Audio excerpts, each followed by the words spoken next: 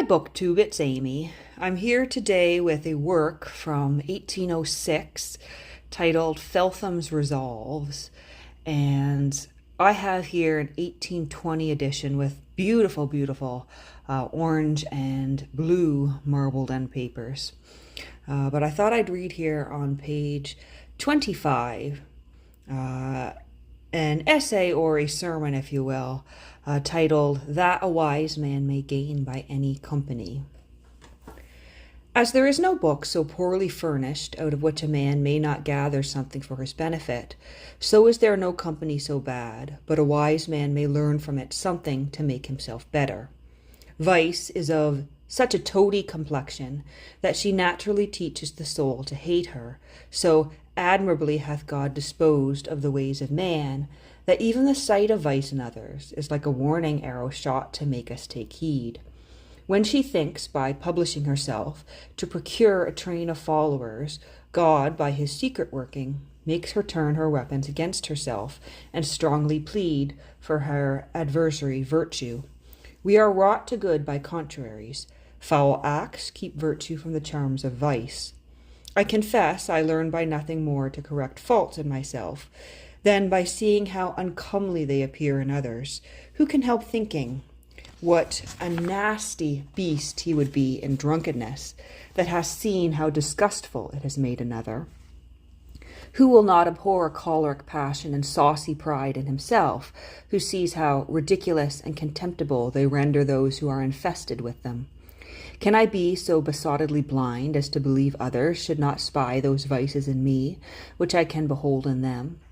Though the bad man be the worse for having vice before his eyes, yet the good man is the better for it, for all that he sees is ill. It is certain neither example nor precept, unless it be in matters wholly religious, can be absolute guides to the truly wise man. It is only a knowledge and a practical judgment of his own that can direct him in the maze of life and in the bustle of the world, in the twitches and the twirls of human affairs. Example and precept may help us in generals, but cannot be sufficient in particulars. No man can leave his successor rules for severals, because he knows not how the times will be. He that lives always by book rules shall show himself affected and a fool. I will do that which I see comely, so it be not dishonest, rather than what a grave philosopher commands me to the contrary. I will take what I see is fitting from any, but I think there was never any one man that lived to be a perfect guide of perfection. In many things I shall fall short, in some things I may go beyond him. We feed not the body with the food of one dish only, nor does the sedulous bee gather from one flower single virtues. She takes the best from many, and together she makes them serve, working that to honey, which the putrid spider would convert to poison. Thus should the wise man do. This, however, rather teaches us to love what is good than to avoid that which is offensive. Those who are thoroughly skilled in navigation are as well acquainted with the coasts as the ocean, with the flaws, the sands, the shallows, and the rocks, as the secure depths in the safest channel. And those who are perfect men, I speak of perfection since the fall, must as well know the bad that they may avoid it, as the good that they may embrace it. Surely we shall know virtue the better by seeing that which she is not. If we could pass the world without meeting vice, then the knowledge of virtue would alone be sufficient. But it is not possible to live and not encounter her.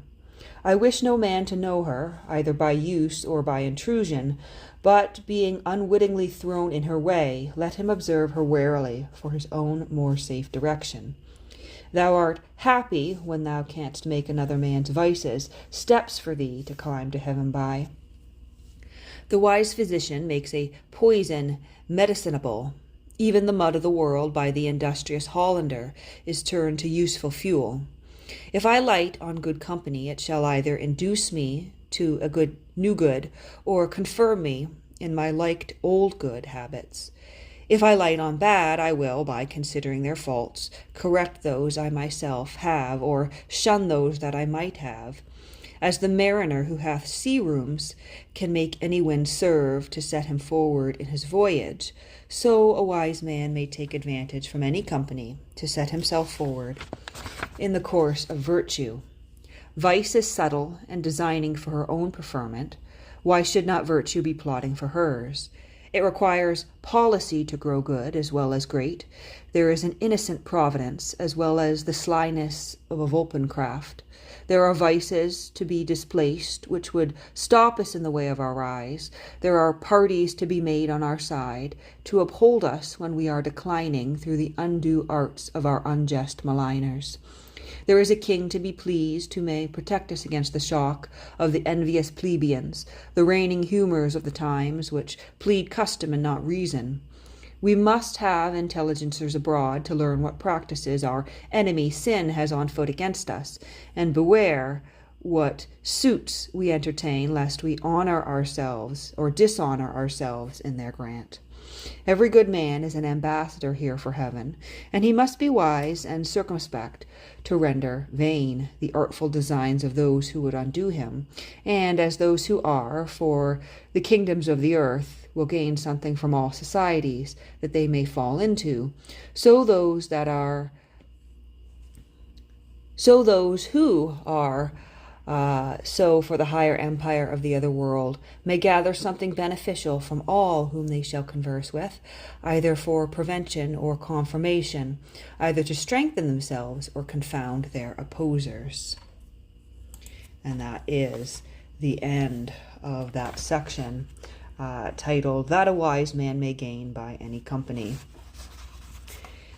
And I do like that first line that speaks specifically to books, that says, as there is no book so poorly furnished out of which a man may not gather something for his benefit. And he goes on to compare that to people. But I hope you enjoyed that reading. It's a little different than what I normally do. I'm not one to keep books of sermons, but this book in particular caught my interest. I had seen it mentioned in another collection of essays, and the full title of it is Resolves, Divine, Moral, and Political of Owen Feltham. And this is the second edition as revised, with some account of the author and his writings by James Cumming, Esquire, FSA, printed in London for John Hatchard and Son, number 187, Piccadilly, in 1820.